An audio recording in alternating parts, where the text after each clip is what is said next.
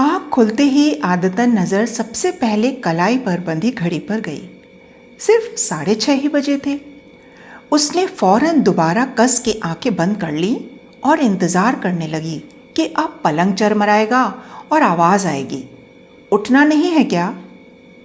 पर जब देर चुप्पी बनी रही तो आंखें खोलकर देखा, बिस्तर पर वो अकेली है। अरे हाँ, रात ही तो राजन दिल्ली गया है। याद ही नहीं रहा। तो अब उठने की कोई जल्दी नहीं है। उसने ढेर सारी हवा गालों में भरकर लंबी सांस छोड़ी और पूरे बिस्तर पर लोट लगा गई।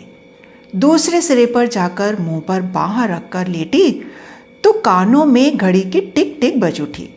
वह मुस्कुरा दी। उसे कलाई पर घड़ी बांधकर सोने की आदत है।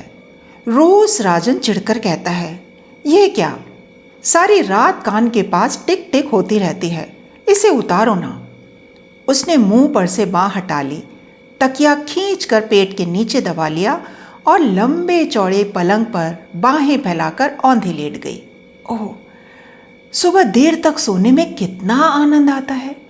राजन होता है तो सुबह 6 साढ़े 6 से खटर पटर शुरू हो जाती है। चाय नाश्ते की तैयारी, दोपहर का खाना साथ में और 8 बजे राजन दफ्तर के लिए रुखसत। न जाने राजन को जल्दी उठने का क्या मर्ज है। खैर, आज वह स्वतंत्र है, जो चाहे करे। उसने शरीर को ढीला छोड़ दिया और दोबारा सोने की तैयारी करने लगी। फिर आँख खुली तो 8:30 बज चुके थे। उसने एक प्याला चाय बनाई और खिड़की का पर्दा हटाकर बाहर झांकने लगी। दूर तक धुंध छाई थी। आज ज़रूर बरसात होगी, उसने सोचा। उसे धुंध बहुत भली लगती है। जब मालूम नहीं पड़ता वहाँ कुछ दूर पर क्या है तो अनायास आशा होने लगती है कि कोई अनुपम और मोहक वस्तु होगी। मैं भी खूब हूँ, उसने मुस्कुराकर सोचा। मुझे धुंध में खुलापन अच्छा लगता है और सूर्य के प्रकाश में घुटन। चाय पीकर गर्म पानी से देर तक नहाया जाए, उसने सोचा और बाल्टी भरने लगी। फिर ठंडे पानी की फुहार ही ऊपर छोड़ ली और एक गज़ल गुनगुना उठी। बड़े तौलिए से खूब रगड़कर बदन पोंछा। आज एक अद्भुत स्फूर्ति और उत्साह का अनुभव हो रहा है। नीले रंग का कुर्ता और चूड़ीदार पजामा पहना तो नीले रंग की बिंदी माथे पर लगाने को हाथ बढ़ गया। फिर न जाने क्या सोचकर उसे छोड़ दिया और बड़ी सी हरी बिंदी लगा ली। राजन होता तो कहता, नीले पर हरा, क्या तुक है। उसने दर्पण में दिख रहे अपनी प्रतिछाया को जुबान निकालकर चढ़ा दिया। कहा, तुक की भी क्या तुक है।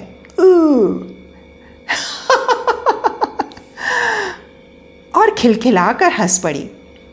दराज खोली तो नज़र चांदी की बाली पर पड़ गई। उठाकर कानों में लटका ली। विवाह के बाद से पहननी ही छोड़ दी थी। नकली है ना, और ज़रूरत से ज़्यादा बड़ी, राजन कहता है। एक पुराना बैग हाथ में ले झपट कर बाहर निकल आई। बरामदे में मुंडू बैठा आराम से सिगरेट फूंक रहा था राजन की।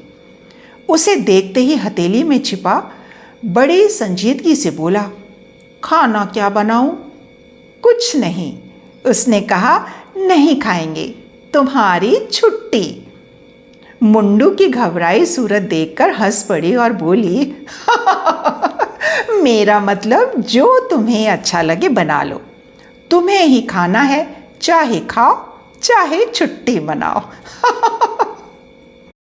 बिना यह चिंता किए कि ठीक कहाँ जाएगी या क्या करेगी, वह सड़क पर कुछ दूर चलती चली गई। बस इतना जानती है कि आज का दिन यूं ही नहीं जाने देगी। कुछ तय करने से पहले बारिश शुरू हो गई। उसने कुछ दूर भागकर टैक्सी को आवाज़ लगाई और भीतर घुसकर सोचने लगी, जब टैक्सी ली है तो कहीं ना कहीं तो जाने को कहना पड़ेगा। जहांगीर आर्ट गैलरी, उसने जो सबसे पहले मुंह में आया कह दिया। गैलरी में किसी आधुनिक चित्रकार की प्रदर्शनी हो रही थी। विशेष कुछ समझ में नहीं आया, पर आनंद अवश्य आया। आज कुछ भी करने में आनंद आ रहा है। एक चित्र के आगे वह काफ़ी देर खड़ी रही। देखा पूरे कैनवस पर रंग बिरंगी रेखाएं इधर उधर दौड़ी चली जा रही हैं। अरे, उसने सोचा, ये तो बिल्कुल मेरे कुर्ते की तरह हैं।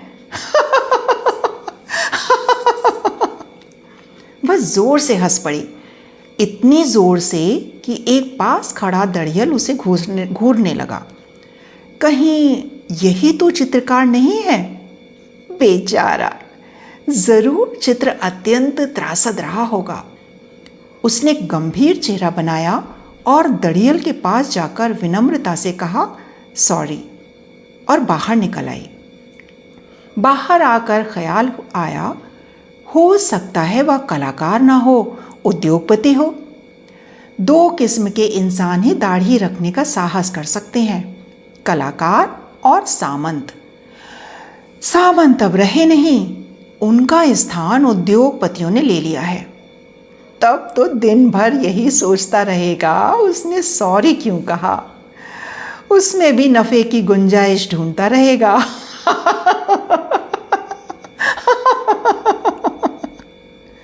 और वह दूने वेग से हंस दी। फिर देखा, बारिश थमी हुई है, पर आकाश अब भी काफ़ी गुस्सैल नज़र आ रहा है। पूरा बरसा नहीं, उसने सोचा, और फिर सड़क थाम ली। सड़क के किनारे रेस्तरां देख याद आया कि उसे काफ़ी ज़ोर की भूख लगी है। भीतर जाकर चटपट आदेश दे डाला, एक गर्मा गर्म आलू की टिकिया और एक आइसक्रीम एक साथ। एक साथ? बैरी ने आश्चर्य दिखाया। हाँ, कोई एतराज़ है? जी नहीं, लाया। उसे ठंडा और गर्म एक साथ खाना भला लगता है। कहते हैं दांत खराब हो जाते हैं। कितना चटपट काम हो गया आज। राजन रहता है तो बढ़िया जगह बैठकर आराम से खाने की सूची देखने के बाद सोच विचार कर आदेश दिए जाते हैं। खाकर बाहर निकली तो सोचा, पास किसी सिनेमा घर में पिक्चर देख ली जाए। किस्मत से अंग्रेजी की पुरानी मजाकिया पिक्चर मिल गई, डैनी के की। राजन कहता है, न जाने तुम्हें डैनी के कैसे पसंद है। मुझे तो उसके बचपने पर हंसी आती है, पर उसे खूब आती है, और खूब आती है हंसी। फिर हंसी पर हंसी आती है, कभी कभी बेबात पर आती है, जैसे आज। पिक्चर के दौरान वह आज और दिनों से ज़्यादा ठहाके लगा रही थी। पास बैठे आदमी की सूरत अंधेरे में दिख नहीं रही थी, पर हंसी की आवाज़ ज़रूर सुनाई पड़ रही थी। पता लग रहा था हंसने में वह उससे भी 2 कदम आगे है। अदाकार की एक खास बेचारगी की मुद्रा में वे इतने ज़ोर से हंसे कि उनके हाथ आपस में टकरा गए। सॉरी कहने के इरादे से एक दूसरे की तरफ मुड़े, पर माफ़ी मांगने के बजाय एक ठहाका और लगा गए। उसके बाद हर बार यही हुआ।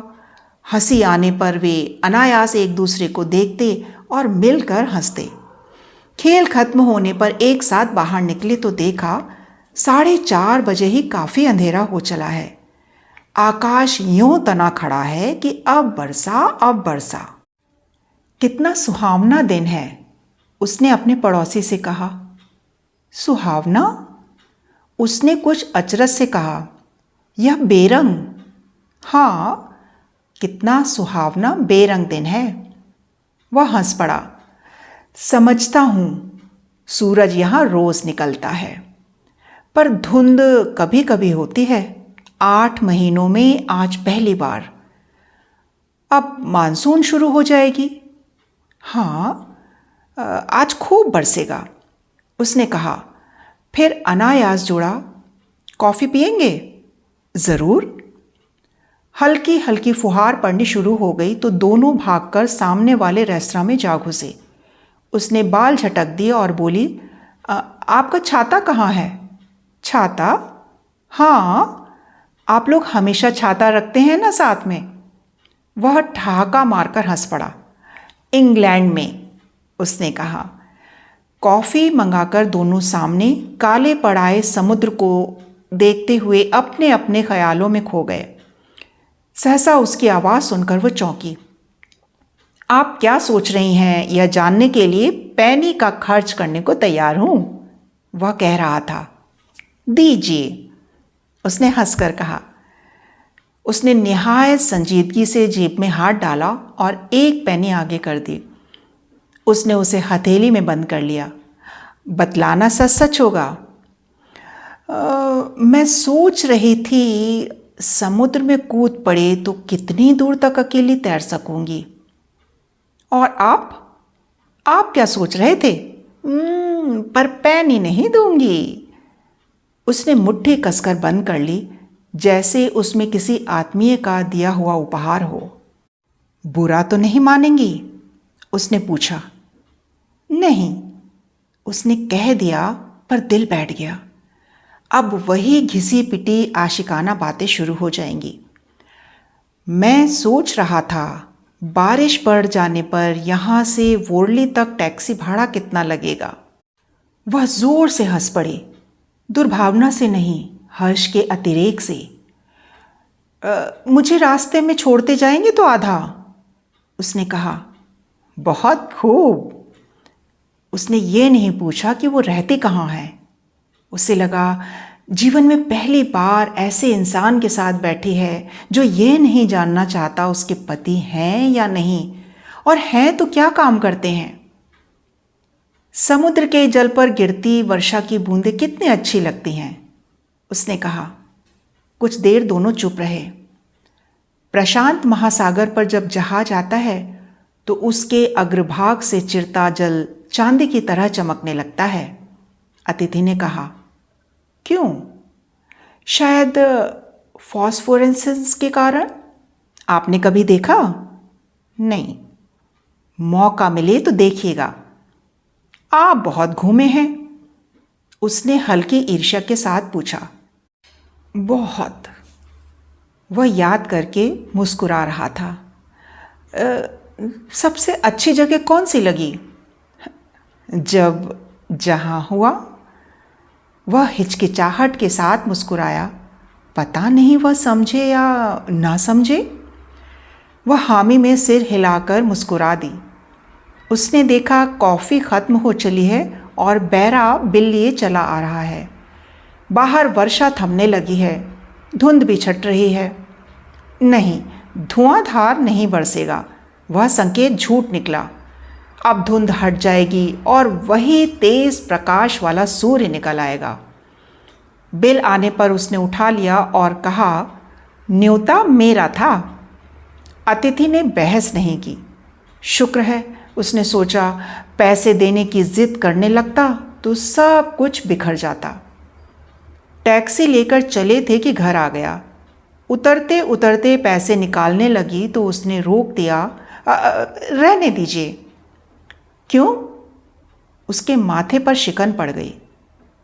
आज का दिन मेरे लिए काफ़ी कीमती रहा। कैसे? मैंने आज से पहले किसी को भी हरी बिंदी लगाए नहीं देखा, उसने स्निग्ध स्वर में कहा। वह ज़रा ठिठकी की। टैक्सी चल दी।